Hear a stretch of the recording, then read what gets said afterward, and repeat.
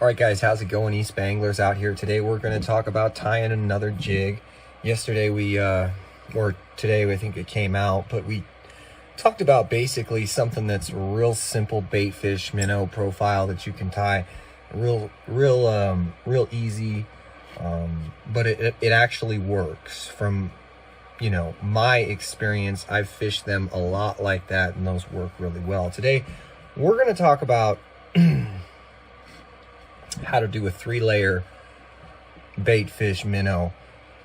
We already have the thread wrapped on the collar here, and we're gonna go ahead. We got a 1/8 ounce ball head jig, size number 4, bronze hook, and we're gonna go ahead.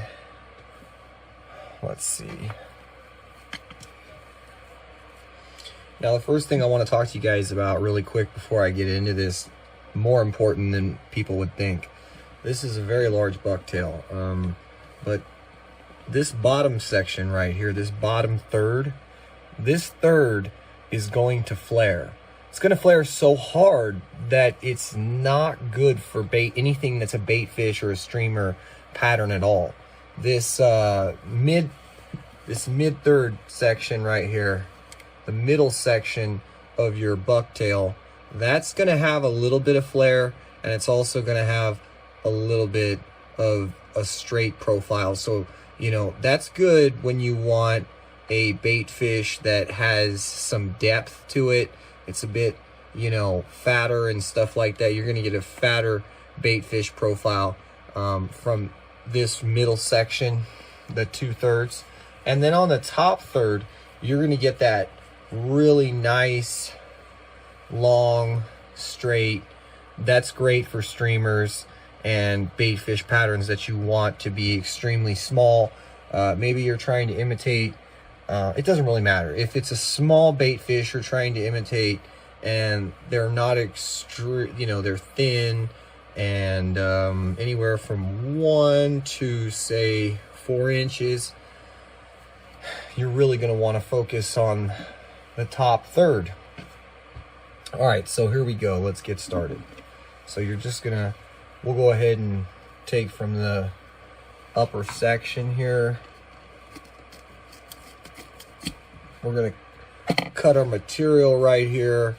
We're gonna take out all the fibers that are not the same length. You don't want all these different fibers of different lengths. The next thing we're gonna do is look through the hair and pull out the ones that are there's a couple of them that kind of have they're windy, curly, or they're just completely crazy looking. So right here we got something that looks pretty good, and we can always work on that later. And that's something a lot of people don't realize is when they're first starting out tying is, you know, you can always modify things. So we're going to go ahead and start right here on the top. We're going to go around 5 times, cinch, hold that in place. Now we've got our top layer.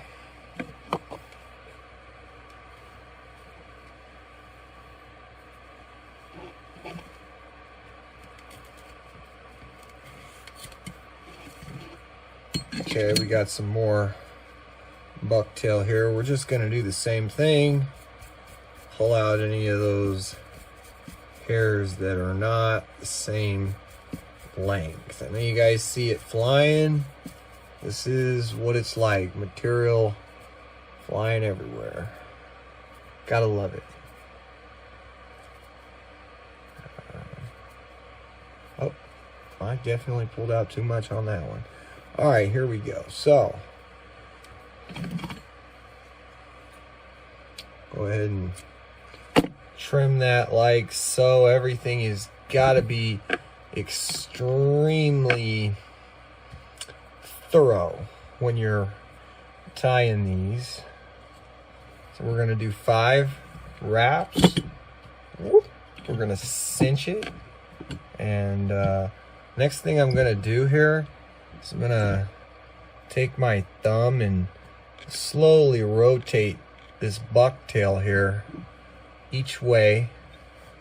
So we're gonna move the bucktail around here. And what this is gonna do is it's gonna give it a real evenly distributed look.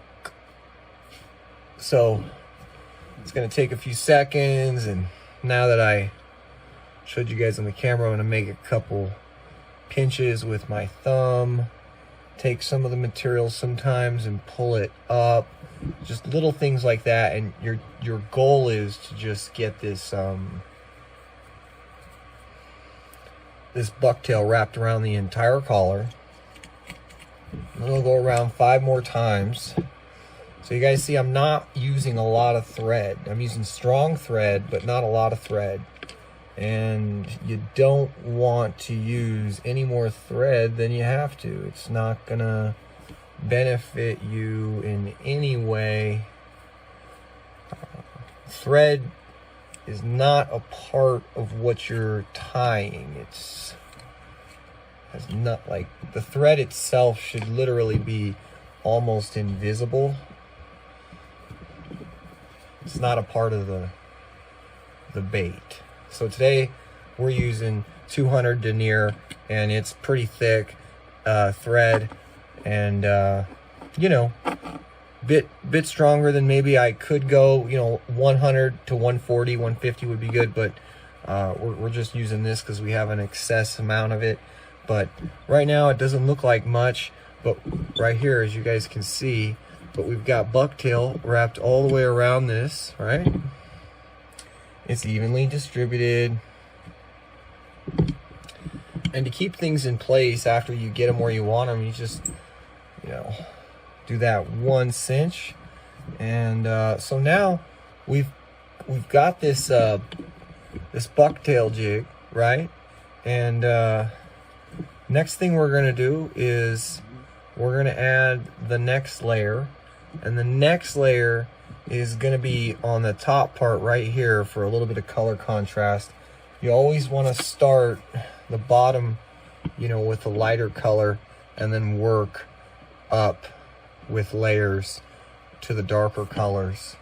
So let's see what we got here. Just gonna pull. Oops, there went one flying on the ground. We got bucktails going everywhere. Purple, yellow. All right. So I like this color a lot. This is yellow, you know, just a regular yellow. But man, it's a nice yellow. And so what I'll do is, see, you can tell on this one I've used a lot of this. So this got all the Baitfish fibers right here. We're gonna pull out these ones right here.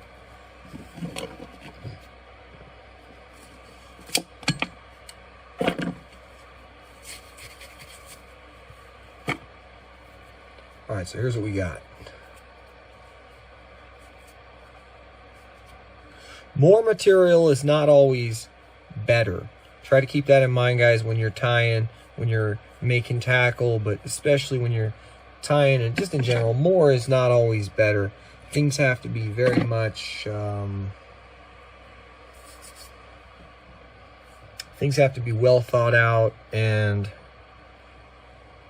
a lot of times, you know, you're not going to know exactly what, you know, works best until you take it into the field and start fishing it, modifying it based on the different reactions that the fish are giving you. So now we just added this this layer right here. So we've got an AU layer, and took a couple of those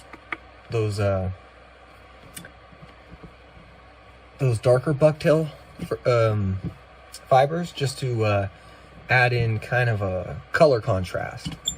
So at this point, the next thing we're gonna do, you know, and don't worry, like right here there's like 1 or 2 these little bucktail furs. We're gonna modify at the very end, so things get real pretty real quick.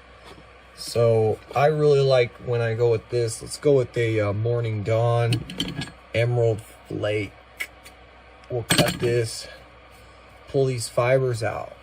Now, when we do this, we want to pull about half the fibers up about 1 inch all the way to 2 inches, depending on how long your bait fish is. And we're gonna see, we kind of got that measured out. Pinch. Now I'm just gonna go ahead and five wraps. Okay, cinch it. Now this allows you to look at it once again, assess it, and next thing I'm gonna do is just gonna do wraps around this collar, but as few as possible. I don't need, I mean, it's not always about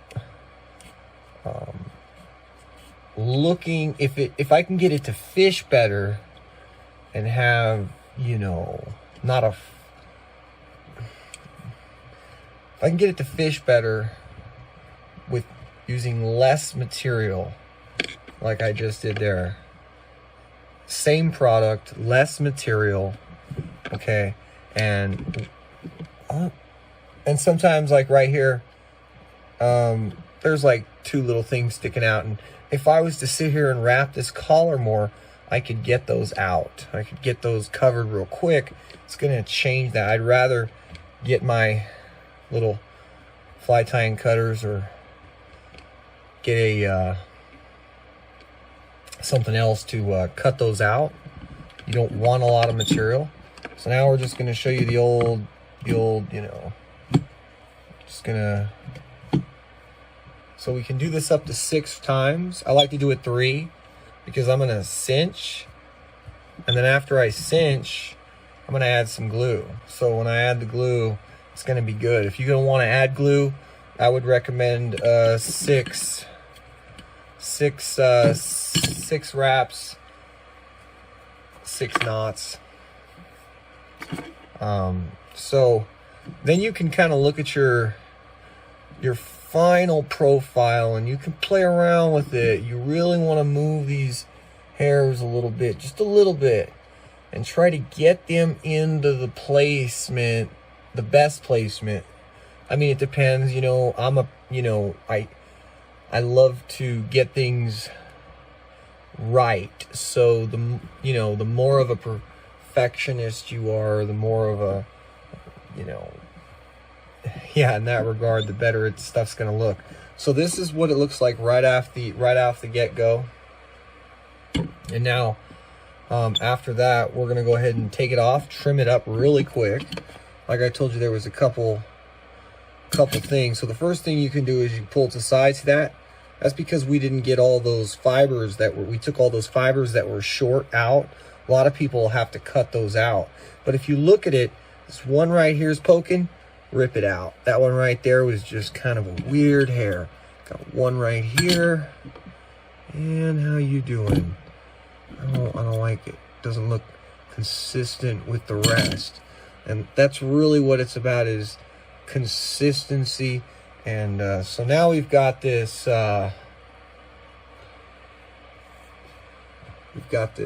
know, and let's say I wet it, it's gonna really turn into more of a bait fish pattern.